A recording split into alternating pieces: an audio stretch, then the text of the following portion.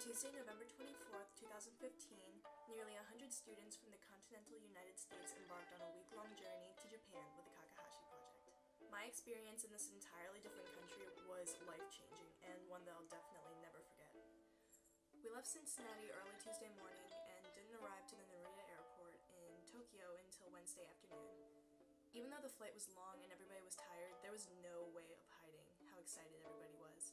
I'd been dreaming nearly my entire life to one day go to Japan, and it just felt so surreal that I'd finally made it.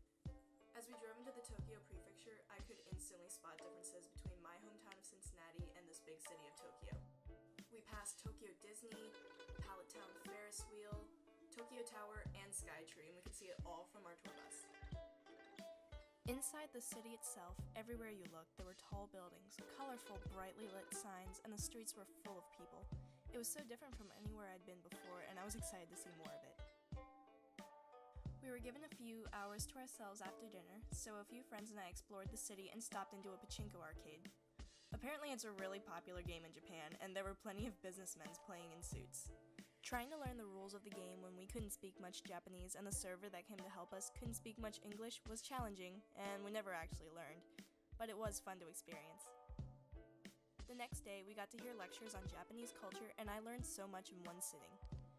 The most striking difference I noticed between Japan and my own country during the lecture is the importance of a military. In the United States, more money is spent on our military than on any one other thing. Since the end of the last World War, Japan hasn't really placed much emphasis on the importance of having a trained combat army, but rather a self-defense force which is made up of policemen. That same day, we visited Sophia University in downtown Tokyo and got to meet Japanese university students. They gave us a tour of their campus, and it was really fun to see how small it was compared to UC's, and we even got to fold paper cranes together. I also got to see Mount Fuji outside an upper-level window at the university. Akihabara was our final destination for the day, and it was exactly what I expected from Tokyo.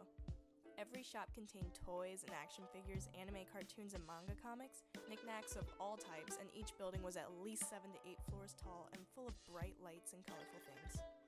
The whole city was full of noise and excitement, and the streets and shops were packed, even for a Tuesday night. We shopped around for souvenirs and tried our luck at a few crane arcades where we lost every single time, before it became too late and the shops began to close. We were heading back to the train station to get back to our hotel when I realized I didn't have my wallet and I must have lost it somewhere in the city.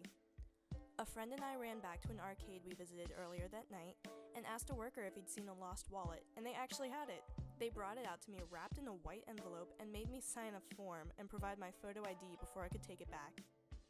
Noticing how safe Japan is was definitely the most surprising discovery I'd made while there. People often left their bikes on the streets unchained, and in malls, shopkeepers sometimes put thin nets in front of their stores instead of huge metal bars. People leave their cars unlocked, and walking alone at night isn't a threat to one's own safety. I've never seen any of this in the States.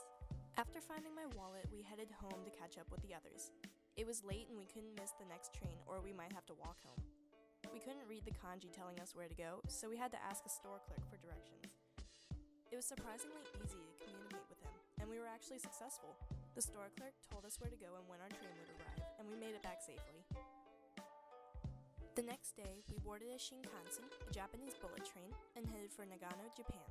It was beautiful watching the landscape change from the inner city of Tokyo to the outskirts to the mountains. I even saw Mount Fuji from my window again.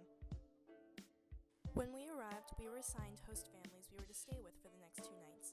3 other girls and I lived with Michio and Shizuyo Ishiguro, an older couple that run the Wataboshi Inn in the Hakuba region of Nagano. They instantly made us feel welcome in their home. We ate 3 enormous home-cooked meals a day with Christmas music playing in the back, followed by tea and oranges afterwards. The Ishiguros told us stories of their adventures motorbiking through Europe as youngsters, and Michio-san even showed us where he crafts all of the furniture in their house by hand. They introduced us to their grandson, and we told them about our families too. On the following day, we were given ample time to spend together, so Michio-san took us to the ski resort up the street where we went sledding. Some of my friends staying with another family found us, and I got beat up in a snowball fight, and my hair and clothes stayed wet for hours. But it was so fun and a memory I'll never forget. Michio-san took us home to change, and then to the top of the Hakuba Mountains by a ski lift where we could watch the skiers and snowboarders race. Finally, we went to an onsen, a Japanese natural hot spring, where the 4 of us girls got to relax. It was a little awkward at first since none of us had ever been to one before, but I liked it so much I went to onsens the next 3 nights afterwards. The Ishigoros gave us the opportunity to cook our own meals that day. We helped in the kitchen at lunch to make hot pots of soup, which were absolutely delicious. They cracked a raw egg into my hot pot, and by the time we removed the lids, the eggs were perfectly cooked. That night, we made okonomiyaki, a Japanese dish similar to a pancake or an omelet, and it was the best meal I ate on the trip. I still think of okonomiyaki when I get hungry.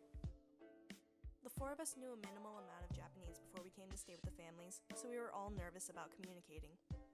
The Ishigoros spoke very little English as well, and there were many instances of unsuccessful communication between us and our homestay family, and sometimes it took a while before we finally got an idea across, but despite our language barriers, we were all able to converse a little bit and successfully communicate with one another. Michiyo-san and Shizuyo-san made our trip incredibly special and warm, and it was a great privilege to live with these 2 people. The next day, we left our homestay families and grouped back together. We were taken into another region of Nagano, where we got to tour Matsumoto Castle. Built in the 16th century, it is the oldest standing castle in the country. It was breathtaking to look at and to walk through. The stairs in the castle were incredibly steep, and each individual step was a foot or so high, which is difficult to walk if you're barefoot. Later that day, we toured the Daiwa Wasabi Farm. We weren't able to see much of it due to the seasonal closing, but we learned of the farming techniques and even got to try some wasabi ice cream. That night, we attended a farewell dinner for our host families. Students from the University of Cincinnati sang their school alma mater, and students from Hawaii Pacific University sang theirs. Then, the host families came together to sing It's a Small World, and another Japanese song I'd never heard of before. We all loved watching them, and I feel nostalgic now whenever I hear their song.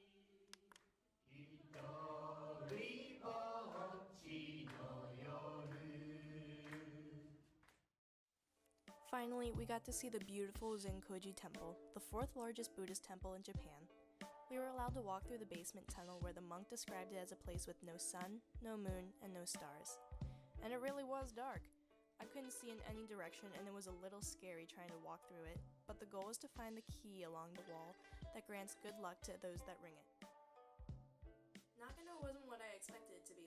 I was really excited to see Tokyo and the big cities of Japan, but after my stay in the mountains and seeing such beautiful national monuments, I have a new appreciation for the countryside of Japan. In fact, my stay in Nagano was my favorite part of the entire trip, and I would love to go back one day. We left Nagano for the Chiba Prefecture the next afternoon, where we were to present our impressions of Japan to other groups within the Kakehashi project.